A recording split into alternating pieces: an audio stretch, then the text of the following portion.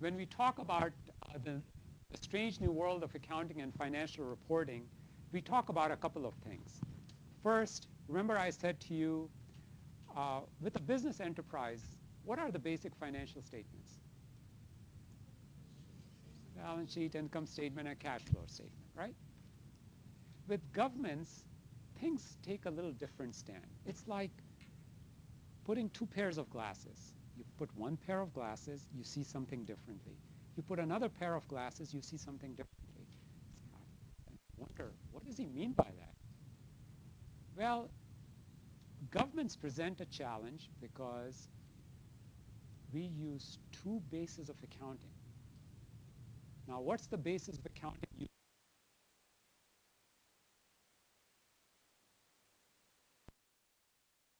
Something called modified accrual basis of accounting. And I'll explain that to you, what that is, in a moment. So because we use two different bases of accounting, they give rise to two sets of financial fund financial statements and government-wide financial statements. If you don't get it now, I'm just kind of giving you an introduction.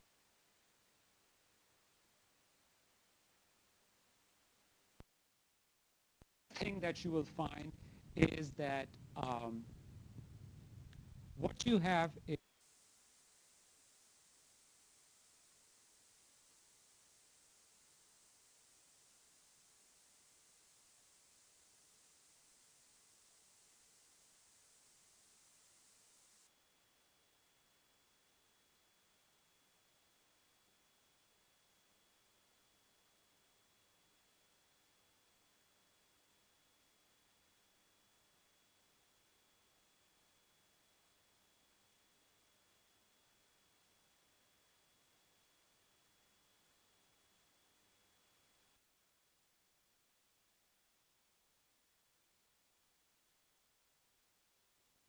you're in trouble, okay? So budgets are very important. You don't find that in business enterprises. Oh, we blew the budget. Well, in governments, you cannot do that because of the, because of the implication of what it does, okay? The other thing is that as you read this book, you'll find that we record every transaction, not every transaction. Now, some of this I might exaggerate, but I want you to, the reason why I'm doing this is so it sinks into you, is you might record transactions two different ways, and they're both right. So for instance, if I bought a piece of equipment, I could expense it on one side, but capitalize it on the other side. When would I capitalize it? When I follow the accrual basis of accounting. When would I, quote unquote, expense it? When I'm following the modified accrual basis of accounting. So now that's what's strange about it. You're recording like you have two sets of books. Now in practice, we don't have that. But that's what sometimes happens. The other thing is we have in governments is that because of the use of budgets, we have real accounts, like we are used to as we see real accounts, and we have budgetary accounts. These are accounts which exist under one basis of accounting but do not exist at all in the other basis of accounting. You now say, geez, this is really, things are getting really complicated. But the easiest way to think about this is as follows.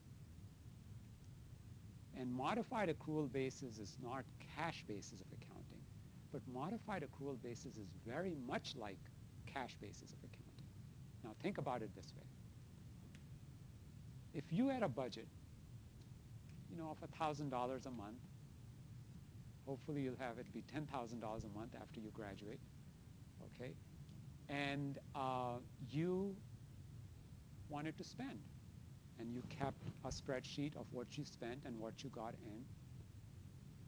Are you concerned about accrual basis of accounting with your own personal budget? You don't care whether it's accrual, whether you buy a phone, you don't care if you're going to capitalize that. What do you care about? Flow of funds or flow of financial resources. See, these are words which are important. Flow of financial resources. So what am I doing? I am taking into account what's coming in, flow of financial resources coming in, and flow of financial resources going out. That's modified accrual basis. And that's what governments are interested in. They don't want to be concerned about accrual basis of accounting.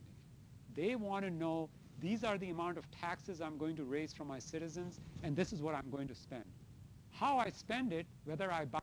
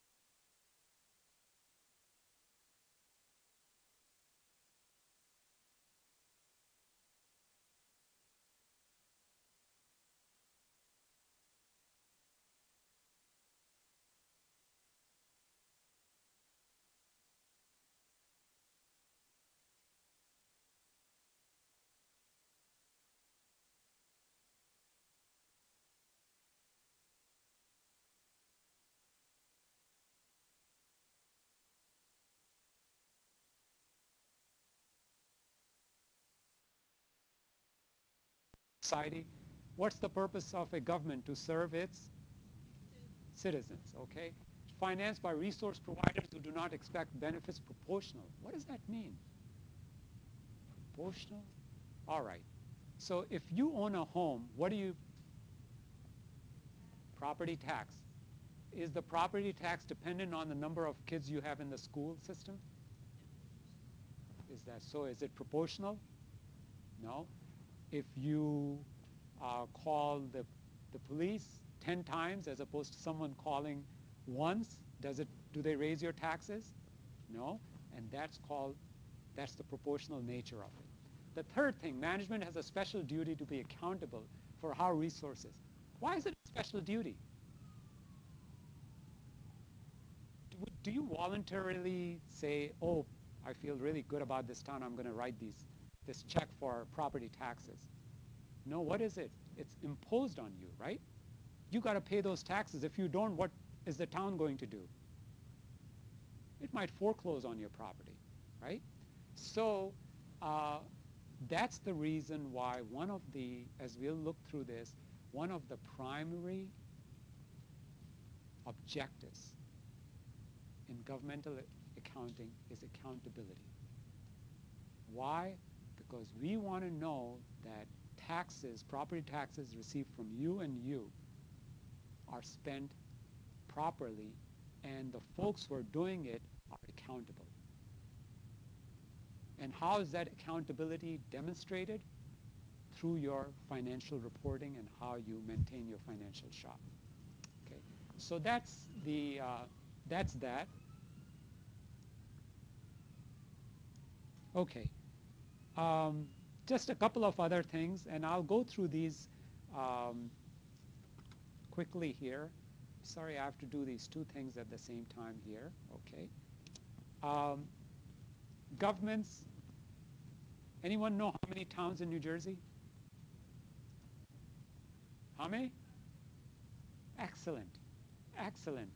You don't have to take the exam. Actually, was it 566 or 565? It could be 5. I think they eliminated one of the towns there. But you're right. How many counties? Excellent. Don't have to take the second exam. Okay. All right. So, so we have, now think about the size of New Jersey, right? Has 565 municipalities, 21 counties, and over 1,000 local authorities. And each one of them has to have their financial staff. Okay? So you've got a lot of these folks out there, and what we need to know is we need to know the types of governments that we have. There is the general purpose government. These are your towns, your municipalities, we call them boroughs in New Jersey, our towns. And then we have the special purpose. Well, what does the word special purpose mean? A reason, a special reason for their existence, right? And I'll give you an example of this. New Jersey Turnpike Authority, that has a special purpose, right? New Jersey Meadowlands has a special purpose, right? The Highlands has a special purpose. There are countless authorities in the state which have a special purpose. And these are your special, this is what's meant by the special purpose governments themselves. New Jersey has over 1,000 of these.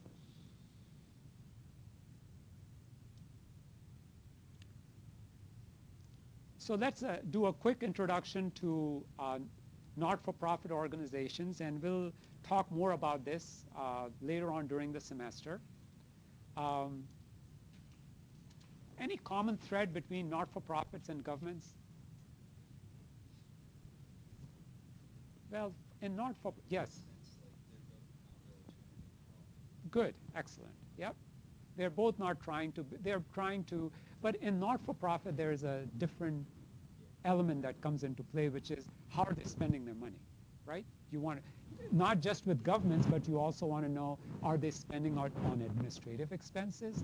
Are they spending on program expenses, right? And we'll talk about all of these.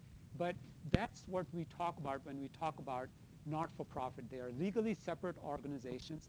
Usually we know because a not-for-profit, the one thing that gives away is its tax-exempt nature, right? Usually why? Because when we cut a check to them, it's usually tax deductible, right? And these are the organizations that belong, from museums to religious organizations. Because of the separation of state and religion, we can't have government organizations involved in any kind of religious organization. So what do we have instead?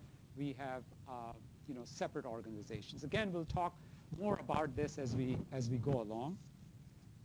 Okay. All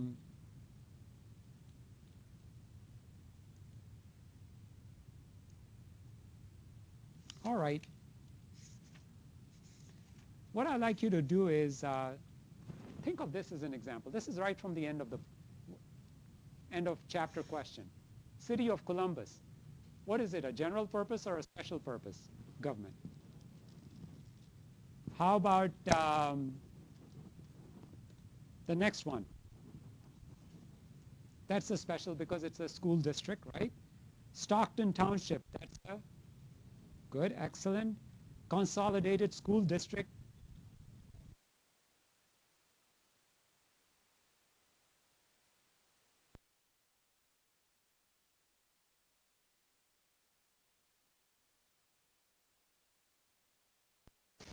So you got the gist of it, right?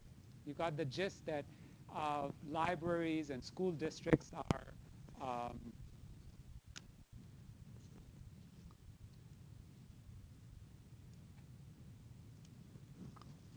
okay. Now, did everybody get a chance to read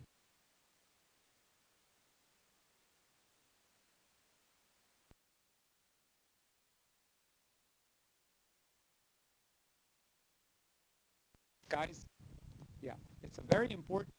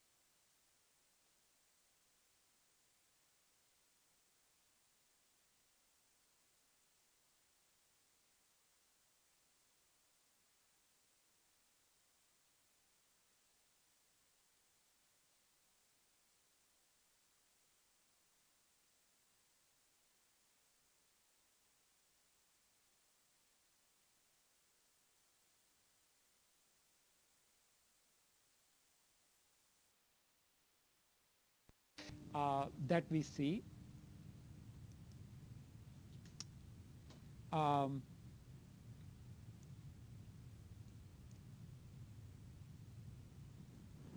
so I think I talked to you about this.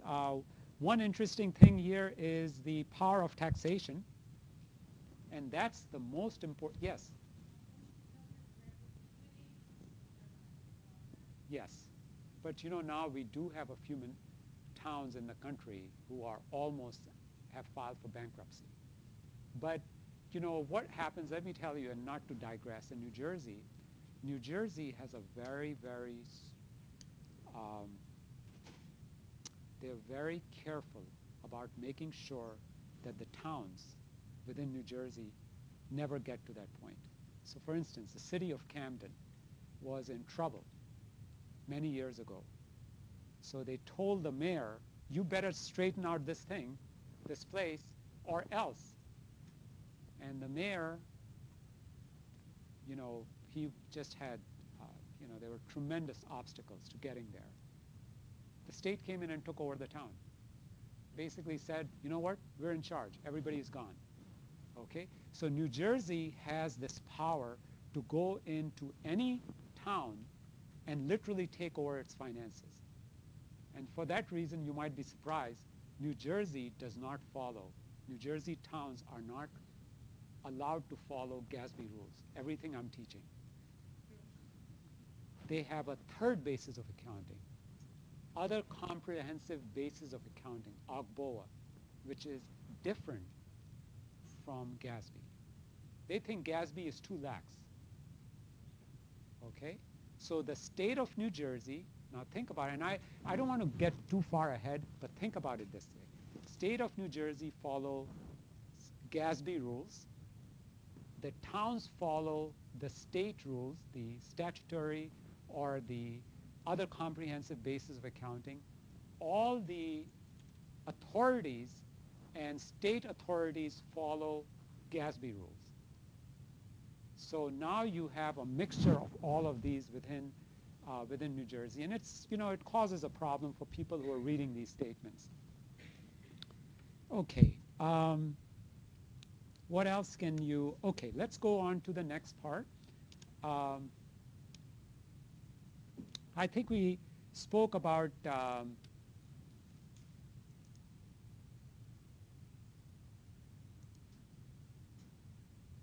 I'll just, okay.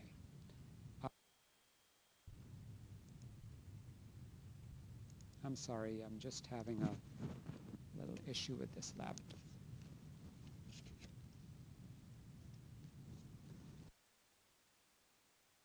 Okay.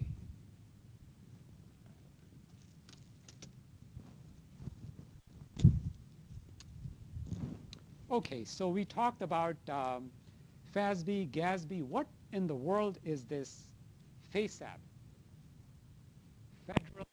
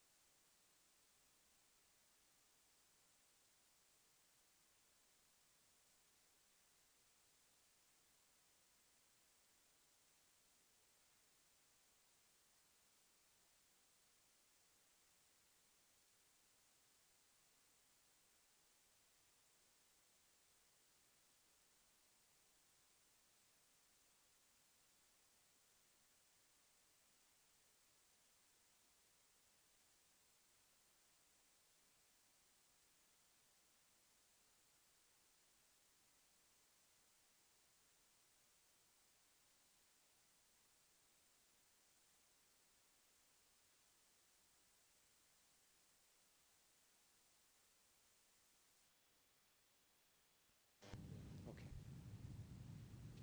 How do you like that? Would you believe that?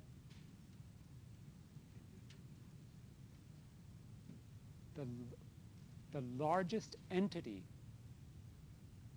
in the country, possibly in the world, getting a disclaimer of opinion. Now, do you see why we need some smart people to fix things? And if you read this, this is very interesting because it talks about the reasons, and I won't go into this too much here because we're not covering federal accounting. But guess where most of the problems are? Department of Defense. That's where most of the problems are. And this happens year after year. They never get a clean opinion.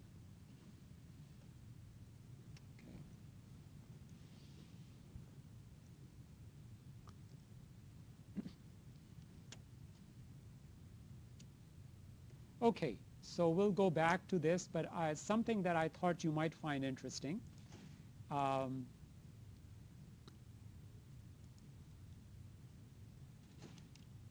Sorry.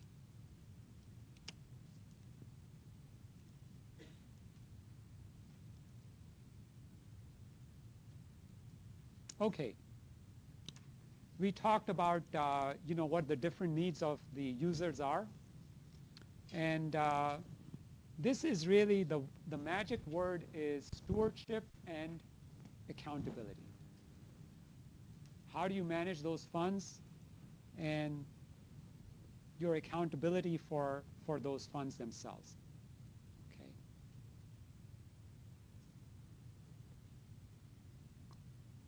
Now let's take a look at objectives of financial reporting, state and local governments. Okay. Did you guys use those clickers today? Should we try it? Let me see how it works. Okay.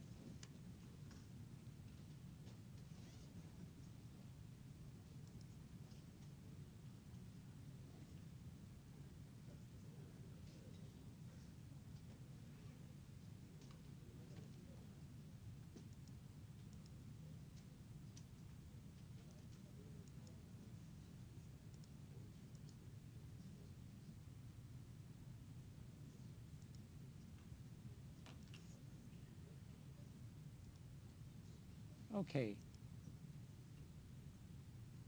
I got to figure this is the first time I'm using these here, so just bear with me for a moment. Okay.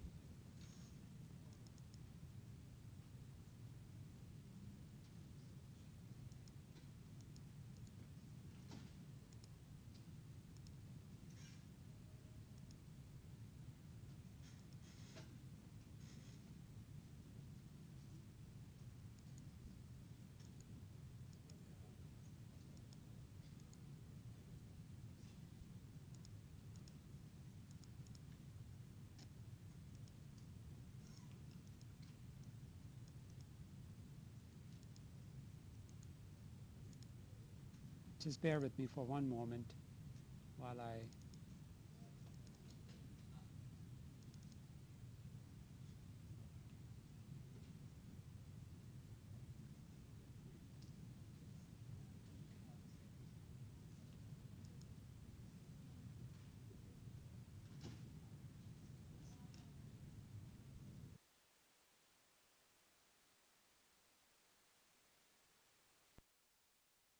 Hey.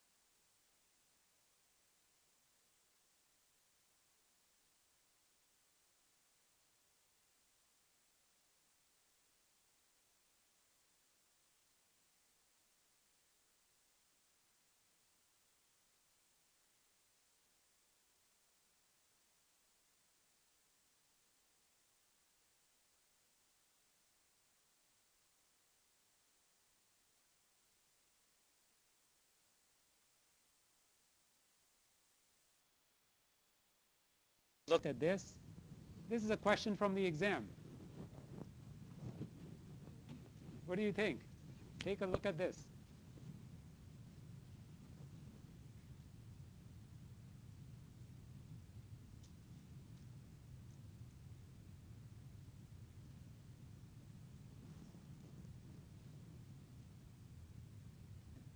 Okay, so it's hard because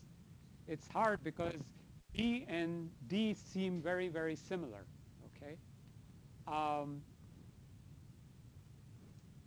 For those of you who read a little bit of this before you came to the class, recognized it, but if you didn't, it would be hard for you to know that, because when we talked about not-for-profits, remember I said to you not-for-profits, nobody asked me, are all not-for-profits supposed to comply with GASB? No. Which ones are supposed to comply with GASB? Exactly. So that answer D, where it says all not-for-profit, includes both governmental and non-governmental. So if it's a governmental non-for-profit, then it complies with GASB. If it's a non-governmental non-profit, it complies with FASB. Right. So the answer there is B, by the way. Okay, we'll go back to our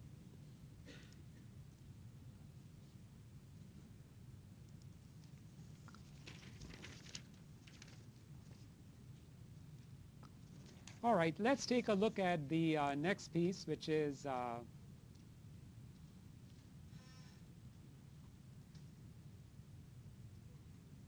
everybody with me? Okay.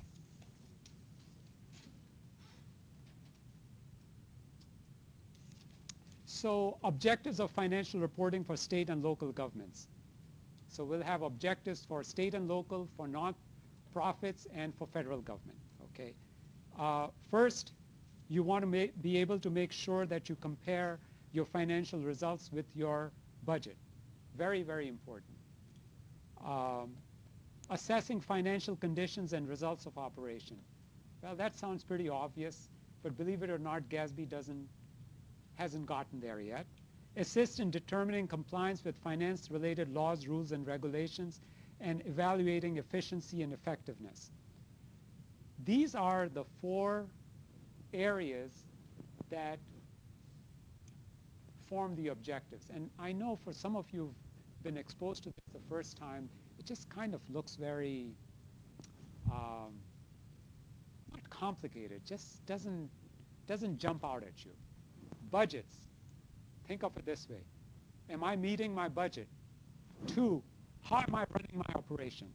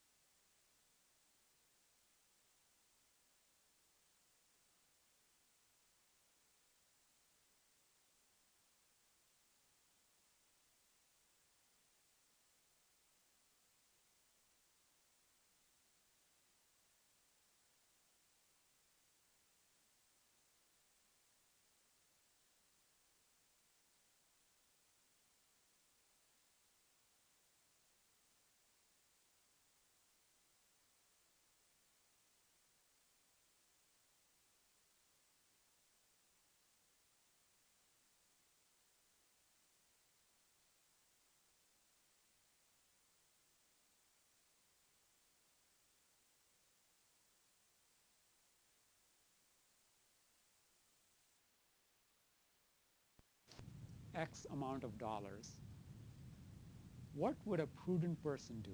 If you had your salary, well, forget about borrowing for a moment. You want to live within your means, right? Hopefully. It doesn't happen all the time.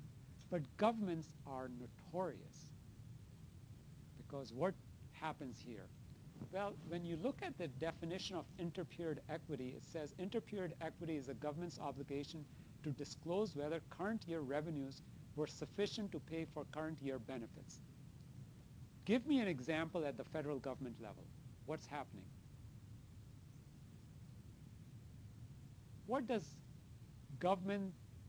the federal government do that we cannot do? Print money, right? And what do they do when they print money? They spend more than what they have, right? Well, somebody has got to pay the bill, right? Who is it going to be? People way out there. You know, our children and their grandchildren and everybody else. Okay? And another example.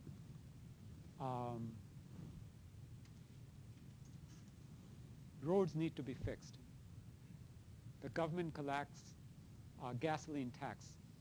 But instead of fixing the roads with that gasoline tax, goes out and uses it to balance the state budget for other things. What happens with those roads now? They become an obligation to the future, into the future, right? At the federal government, we just don't have a problem with interperiod equity, which is between one year and another. It's actually an intergenerational equity problem. It's between generations. And that is very, very important. So whenever you see a story about somebody spending money, the question is two things. Are the monies that are being used being raised today? If you're spending, for instance, the easiest example is you go borrow money that you don't have to pay till next year for a vacation this year. There's an interperiod equity.